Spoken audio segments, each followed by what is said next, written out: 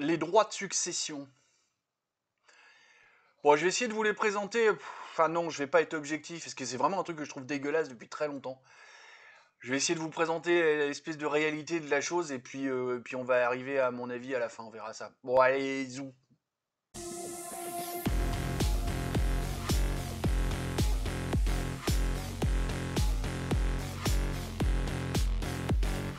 Salut mes biloutiers. Café. Hmm. Bon, on est mardi là pour moi. Un tout petit peu la pêche. Et je sais pas pourquoi, parce que j'ai super mal dormi. J'ai fait des rêves toute la nuit en parlant de Lakshmi Mittal. S'il y a un psy freudien dans un coin qui m'explique, parce que alors, Lakshmi Mittal, je parlais pas de lui, mais comprenez, des Assyries, de l'Empire d'Acier. Voilà, s'il y a quelqu'un qui peut m'expliquer un truc là-dessus, parce que rêver des entreprises Lakshmi Mittal, il y a un truc qui va pas. Hein.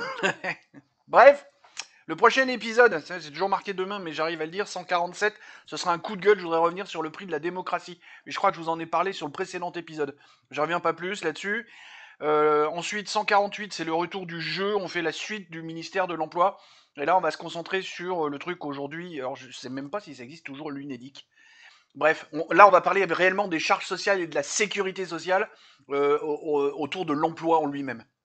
Donc, c'est vrai qu'on va pas parler du boulot en lui-même, mais du bulletin de salaire, quoi, en fait. Allez, les droits de succession, je vais essayer de faire vite parce que j'ai pas envie de m'apesantir sur le sujet. C'est parti?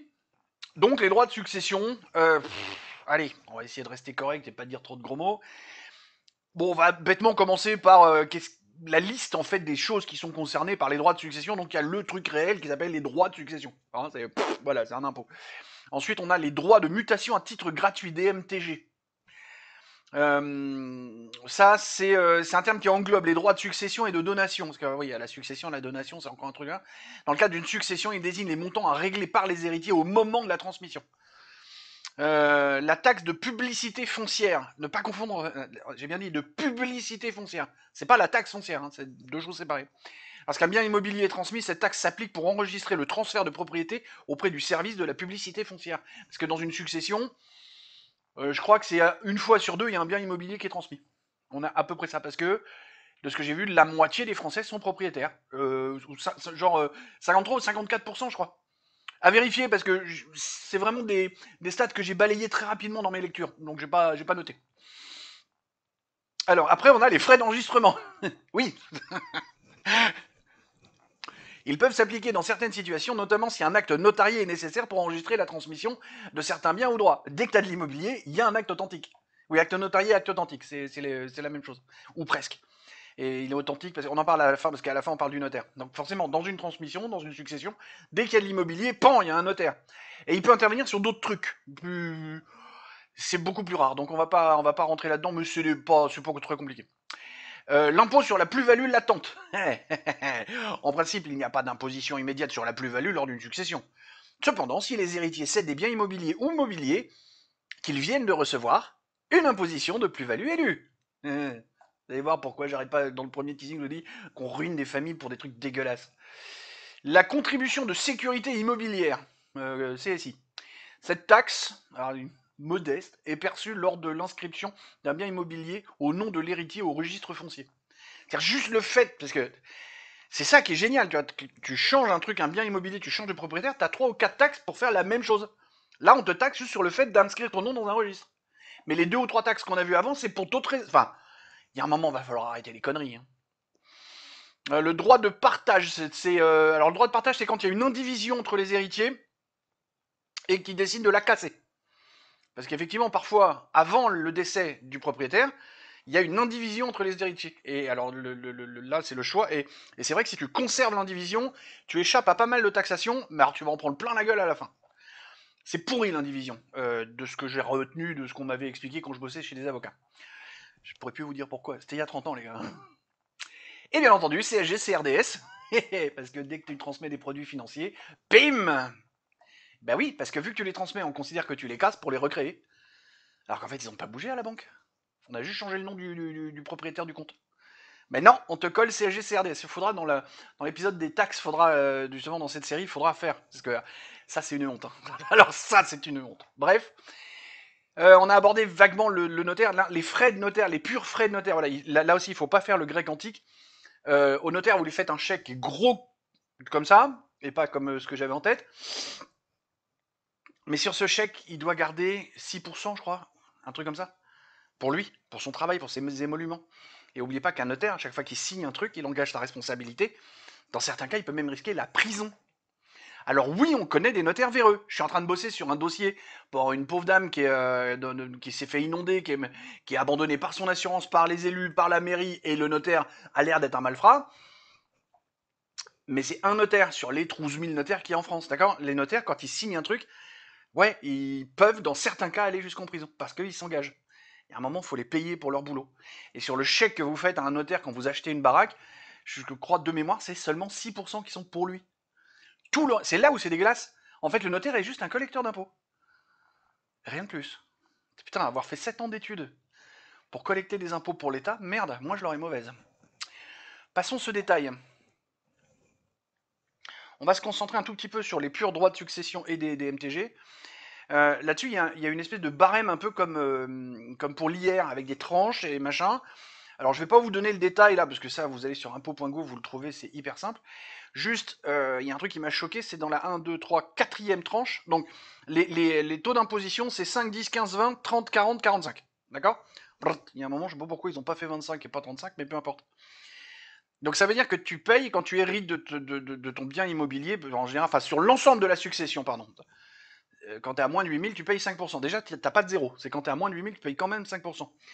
Tu montes, et il y a la 4e tranche, elle va de 15 932 à 552 324.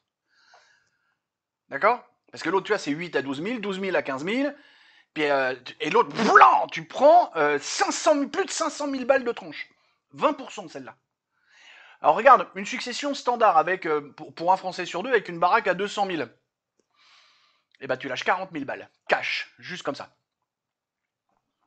Ok? Tu peux les lâcher? Là, comme ça?